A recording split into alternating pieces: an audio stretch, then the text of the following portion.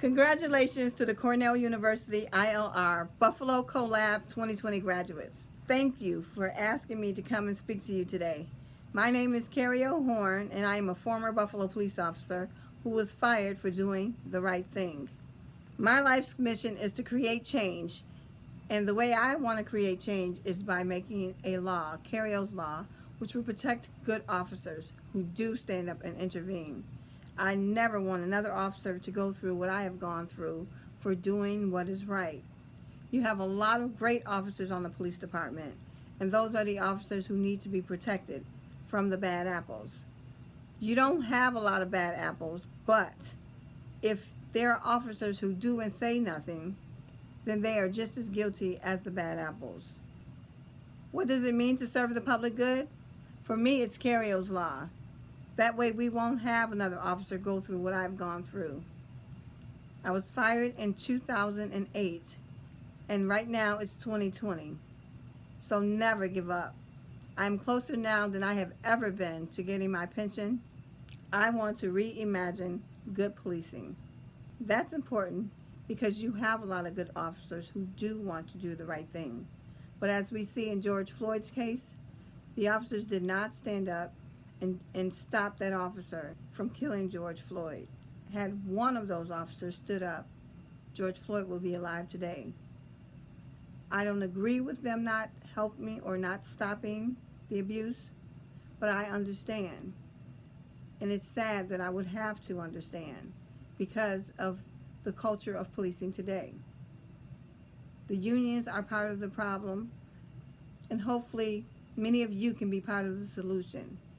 We don't want to say that they are the enemy, but if there's a culture that is hurting our people, then we want to stop that culture and create a new one that works for all of us. There is a story that I would like to tell you. This story is about simplicity. Sometimes we overthink the solution when the solution is so simple. When NASA begins the launch of astronauts into space, they found out that the pens wouldn't work at zero gravity. Ink won't flow down to the writing surfaces. To solve this problem, it took them 1 decade and 12 million. They developed a pen that worked at zero gravity, upside down, underwater, and practically any surface including crystal, and in a temperature range from below freezing to over 300 degrees Celsius. And what did the Russians do? They used a pencil. So that is pretty much how I feel about Cariole's Law. The problem is police brutality. Cariole's Law is the solution. If the police officers stopped the brutality, there would be none. And there's no one else that can stop it except a police officer that is there on the scene.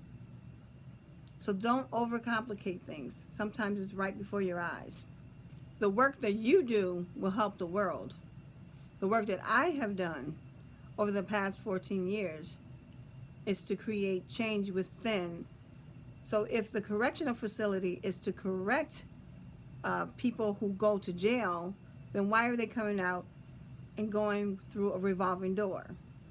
Probably because the police budget is $140 million in Buffalo, but the community budget is only $4 million.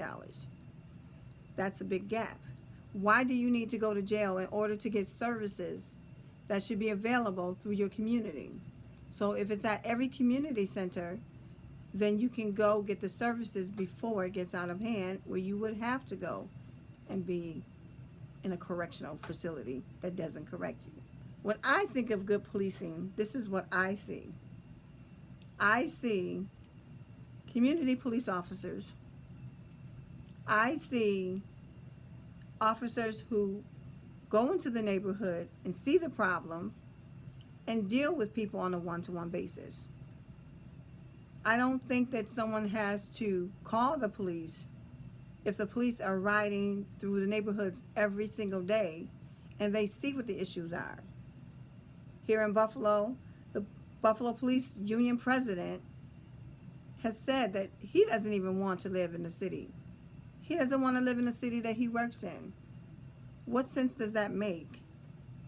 So if he feels like the city is that unsafe, that he does not want to live in it, How does he think the residents feel who feel unprotected? 14 years ago, when I made the decision to stop Gregory Kwiatkowski from choking Neil Mack, I don't regret that decision.